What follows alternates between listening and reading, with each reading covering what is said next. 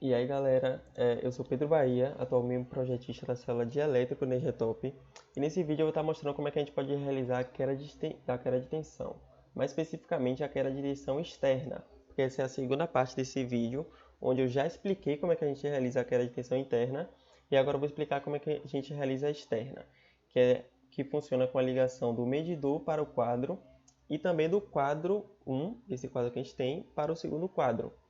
Como é que funciona? É bem semelhante à queda de tensão externa e interna, no caso, dos passos. Então, a gente vai seguir o mesmo exemplo. Eu tenho aqui uma planilha já. A planilha já está preenchida, então não se atenham a isso. Porque é para adiantar, porque esse cálculo de comprimento ele é um pouquinho mais demorado. Então, eu vou seguir os mesmos passos. Primeiro, eu quero saber qual é a distância que eu tenho no meu quadro 1, ou seja, a minha queda de tensão do quadro 1 vai ser a distância do primeiro quadro até o medidor. Então eu vou seguir o mesmo passo, eu vou clicar no eletroduto, vou ver o comprimento dele e vou passar para a minha tabela. Então aqui o comprimento é um pouco diferente, mas tudo bem, porque aqui está de 1,8, mas no outro é de 2. Mas a gente vai supor que seja assim, ok? E eu quero também saber minha distância vertical. Como é que eu faço isso? Eu posso clicar aqui e ir na minha vista em 3D. Com o meu eletrodo selecionado, vou saber qual é o eletroduto que eu quero saber. E aqui eu tenho os dois eletrodutos. Eu tenho o primeiro eletroduto, que é o que está saindo do medidor, que ele tem comprimento de 1,5 aproximadamente. E eu tenho o eletroduto que está indo para o quadro, que ele tem comprimento de 2. A gente vai somar e vai achar a distância entre eles. Aqui já está mais aproximado, lá dando os 3,5, aqui já está o valor certo. Então eu somo as duas distâncias verticais e coloco aqui. Com isso, automaticamente o Revit ele vai somar a distância que a gente tem, então 5,5, e ele vai vir direto para esse valor aqui, que ele vai colocar em km. Bom, feito isso, a gente já fez a etapa em Revit da primeira queda de tensão externa, então a gente vai se ater agora só à planilha. A primeira coisa que a gente precisa preencher agora é a seção do nosso fio. A seção do nosso fio a gente vai saber de acordo com a tabela, quando a gente achar aqui a demanda em kVA, e a partir disso a gente consegue saber a seção do nosso fio com base nela. Então eu vou descobrir aqui, venho aqui e coloco. Então a queda de tensão do fio é 10. Pronto. A partir disso, eu preciso saber qual é a nossa constante da queda de tensão. Essa constante ela é feita nessa planilha aqui, nessa tabela. Como é que ela funciona? A gente vai primeiro saber nossa seção do fio, saber qual o nosso tipo de circuito, ou seja, qual o nosso tipo de ligação, nosso fornecimento, se ele é monofásico ou trifásico, e saber nosso fator de potência. A seção do fio a gente já achou, então a gente sabe que é 10, então tudo que a gente quer vai se encontrar nessa linha. Aqui, como padrão na EGTOP, a gente utiliza fornecimento trifásico, então a gente já tem muito mais essa coluna, caso fosse monofásico, a gente só olharia nessa. Então eu sei que é na seção do fio 10 e em alguma dessas duas, ou é 3,17 ou é 3,67. Bom, como é que eu sei isso agora? Eu sei de acordo com o nosso fator de potência. Eu tenho aqui nosso fator de potência do quadro, que ele já é calculado automaticamente. Quando a gente preenche toda a nossa aba de quadros, ele vai nos dar aqui na esquerda. E aí, aqui, ó, fator de potência 0,92.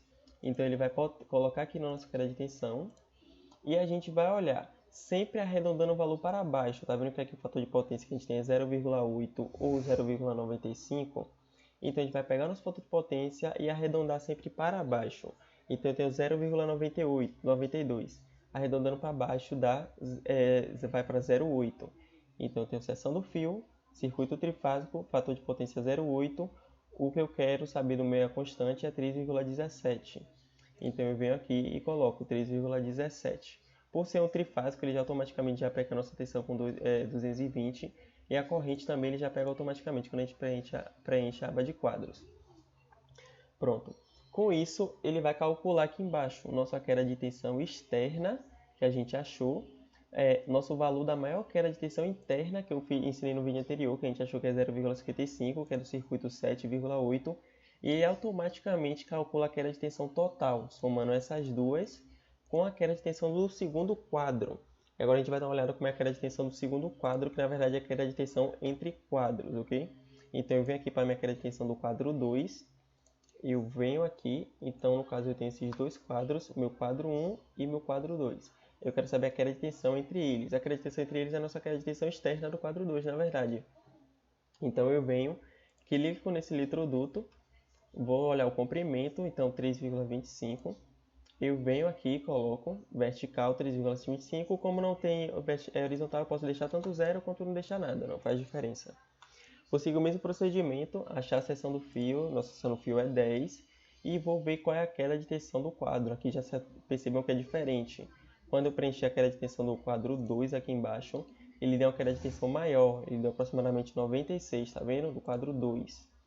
Então, aqui já a nossa queda de tensão já é maior que 0,95. Então, seguindo os mesmos passos, seção do fio 10, circuito trifásico, fator de potência resultado para baixo é 0,95. Eu acho que é 367 a nossa constante. Venho aqui e coloco, ele automaticamente já soma e converte aqui para quilômetros. Então, eu coloco aqui e ele vai calcular a nossa queda de tensão externa, que na verdade é a queda de tensão entre o quadro 1 e o quadro 2, 0,16. Ele vai pegar também a queda de tensão interna do quadro 2, então mesma coisa que eu ensinei no vídeo anterior, falando sobre a queda de tensão interna do quadro 1, equivale para o quadro 2, e aqui a gente vai achar esse valor, ele soma e nós vamos achar 1,32. Com isso ele vai somar 1,32 com 0,55 e 0,31, e assim a gente vai achar nossa queda de tensão total, que é 2,19. O que pode acontecer? Pode acontecer que essa queda de tensão passe de 5%, que esse valor está em porcentagem, então a gente tem 2,19 e pode ser que ele passe de 5.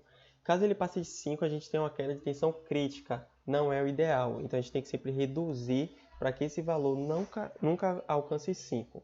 Como é que a gente faz isso? Aumentando a seção do fio, igual a queda de tensão interna. Então eu posso aumentar para uma queda de tensão logo em seguinte ao nosso valor comercial. Qual é o valor comercial seguinte a 10? 16. Ou então 25, depende mesmo de quão crítico está essa queda de tensão. Vamos pegar o valor de 25, ok? Então eu tenho o valor de 25 aqui, circuito trifásico, o fator de potência continua o mesmo, então a gente arredonda para baixo o fator de potência 0,8. Com o circuito 25, agora a nossa constante caiu para 1,33. Então perceba que a nossa queda de tensão externa equivale a 0,31. Quando eu colocar um novo valor, que é 1,33, ele vai diminuir para 0,13. Eu posso fazer o mesmo para o quadro 2. No quadro 2 eu vou botar 16.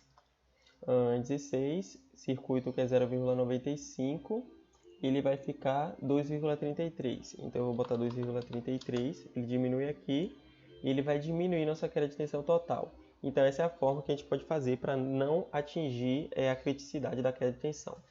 Bom, e assim está feita a nossa queda de tensão. Lembrando que caso a gente mude aqui a seção do fio, a gente também tem que ir no Revit, no térreo, e informar que nosso fio ele tem uma queda de tensão maior, então aqui eu estou informando que tem 10. Caso ele aumente, eu tenho que vir e colocar que ele tem 25 ou então 16. Ele já vai alterar para todos os outros. E é isso, está assim feita a nossa queda de tensão. Valeu!